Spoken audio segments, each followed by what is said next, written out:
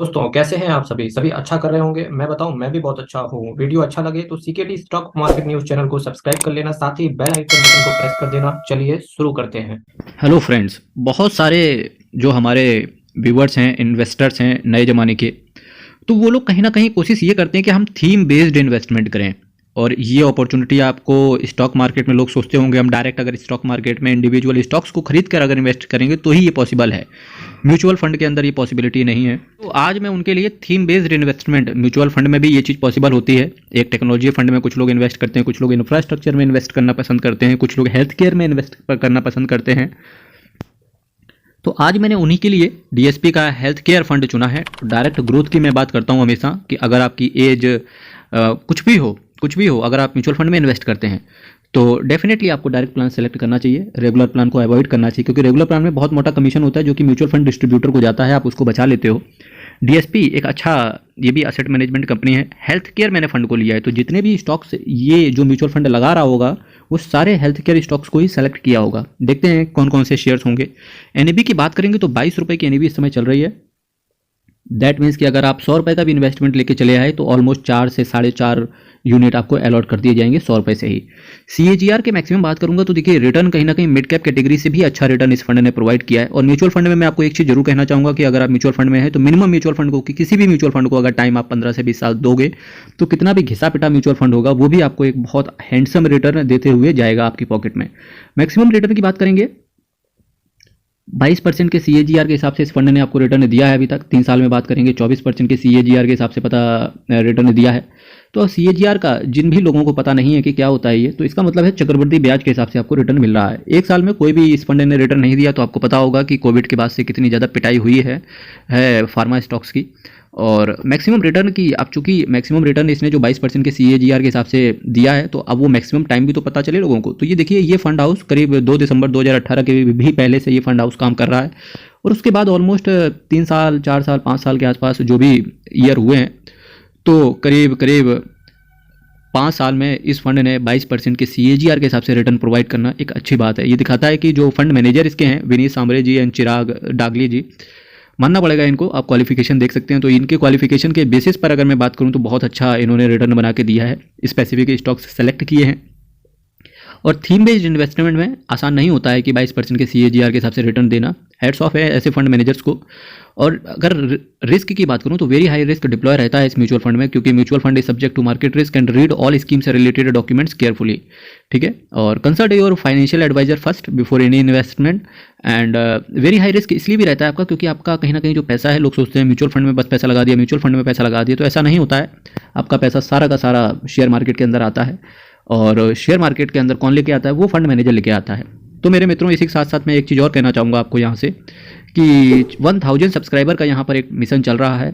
तो अगर आप चैनल पे नए आ रहे हैं तो 1000 सब्सक्राइब एक मिशन है, एक दीवार है, इसको गिराया जाए। ये तभी पॉसिबल होगा ये जब आप सब्सक्राइब बटन पे टिक कर देंगे यहाँ से।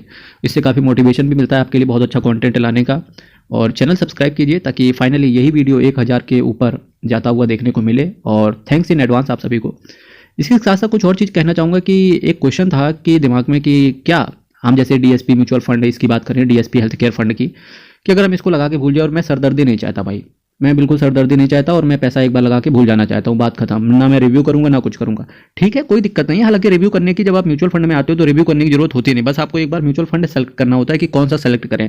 मेरा यही मानना रहता है कि जैसे स्मॉल कैप कैटेगरी में है, एसबीआई निप्पॉन को ले लिया आपने, उसके बाद अगर 4 ऑप्शन और देख रहे हैं तो वहाँ पर बैंक ऑफ इंडिया देख लो, है ना, कैनरा रूबेको देख लो, एक्सिस देख लो, क्वांट देख लो।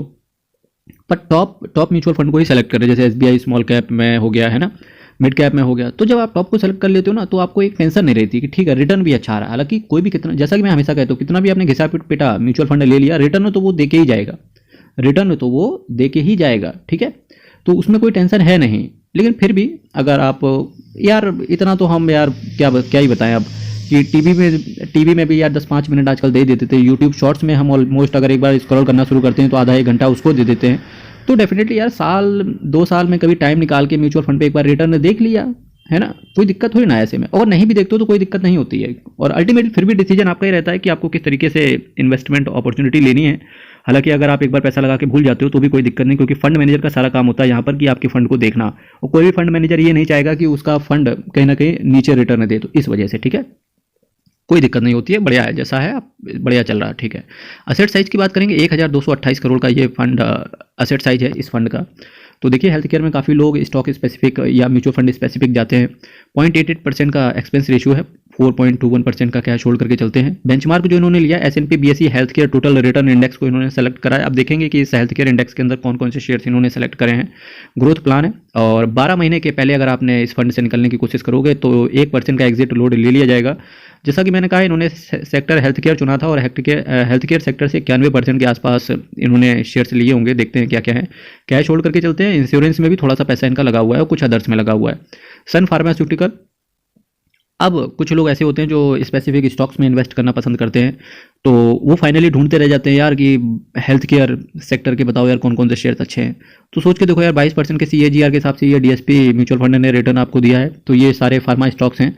तो फार्मा स्टॉक भी आपको पता चल जाएंगे, और अगर आप इस म्यूचुअल फंड के बाद डायरेक्ट स्टॉक स्पेसिफिक होके वहाँ पर इन्वेस्ट करना जाएंगे शेयर मार्केट के अंदर तो भी आपको नॉलेज रहेगा। सन फार्मास्यूटिकल, सिप्ला, अपोलो हॉस्पिटल, ये देखिए सारे फार्मा स्टॉक हैं। Apollo hospital, Ipca laboratories, Lupin limited. Lupin के बारे में बाद अगर मैं बात करूं तो मैर्क लिमिटेड, एल्केम लेबोरेटरीज, कुछ अदर्स में देख लेते हैं क्या क्या है। Doctor Reddy's laboratory, Indoco remedies, Vijaya diagnostics, intuitive surgical incorporation USA, global medical, Alembic pharmaceutical, Max health care, Aarti drugs, ICICI Lombard general insurance company, Suven pharmaceutical, जो इससे ऊपर नहीं कहा था मैंने कि यार इंश्योरेंस में भी पैसा लगा होगा, तो वो यही है। Suven pharmaceutical, Abbott laboratories, Cadila health care, Syngene international, global X genomics and Kovai medical centre and hospital limited, Illumina incorporation USA, med plus health services limited and Pfizer. ये कुछ स्टॉक्स हैं, फार्मा स्टॉक्स हैं जहाँ पर आपका पैसा रहता है। अब अगर मैं कुछ चर्चा करूँ कि जैसे आपको ये health care asset management company नहीं पसंद है, या आपके पास DSP हेल्थ केयर नहीं है, कुछ अदर हेल्थ केयर है, तो definitely Mirae asset health care ने भी आपको अच्छा रिटर्न दिया है। मैक्सिमम बात करेंगे 19% के CAGR के हिसाब से रिटर्न इसने भी दिया है। 1000 रुपये से इन्वेस्टमेंट की शुरुआत होती है यहाँ से। Aditya Birla sun life pharma and health care fund direct growth 17% के CAGR के हिसाब से रिटर्न दिया है। मिनिमम इन्वेस्टमेंट 500 है। अगर वहीं मैं ICICI prudential pharma health care and diagnostics PhD fund direct growth की बात करूँ तो उसने भी 16% के CAGR के हिसाब से रिटर्न दिया है, पर मिनिमम इन्वेस्टमेंट 100 रुपये से आप स्टार्ट कर सकते हैं। तो देखिए DSP कितना बढ़िया ज़बरदस्त शानदार रहा। सेम कैटेगरी में अगर देखें तो कहीं ना कहीं सेम कैटेगरी से DSP ने बहुत अच्छा रिटर्न बना के लोगों को दिया है। तो इस तरीके के आपको इन्वेस्टमेंट अपॉर्चुनिटी और इन्वेस्टमेंट सेलेक्ट करने चाहिए। एसेट अंडर मैनेजमेंट की बात ऑलरेडी मैं कर चुका हूँ, 1228 करोड़ का है, काफ़ी छोटा सा है, कोई दिक्कत नहीं। अगर मैं टोटल DSP की बात करूंगा तो टॉप 10 में DSP आता है। 1,13,227 करोड़ का एसेट अंडर मैनेजमेंट है इनका, 106 स्कीम को मैनेज करते हैं। तो ये वीडियो फ्रेंड्स यहीं पर समाप्ति की तरफ आगे बढ़ रहा है। वीडियो पसंद आया हो तो आपने कमेंट्स आप जरूर करें, और साथ ही साथ आप भी कमेंट बॉक्स में बताएं कि आपके पास कौन सा सेक्टर स्पेसिफिक म्यूचुअल फंड आप लिए हुए हैं, ताकि मैं रिव्यू ला सकूं। बस आप उस म्यूचुअल फंड का पूरा नाम लिख दीजिएगा, और कल फिर मिलेंगे आपके साथ, एक नए म्यूचुअल फंड की चर्चा करेंगे। चैनल को सब्सक्राइब करना मत भूलिएगा मेरे मित्रों। 1000 सब्सक्राइबर का एक मिशन है, और कोई नहीं है टक्कर में, जब 1000 हो चक्कर में। तो कल फिर मुलाकात होगी। बहुत बहुत धन्यवाद, ख्याल रखें। जय हिंद, भारत माता की जय।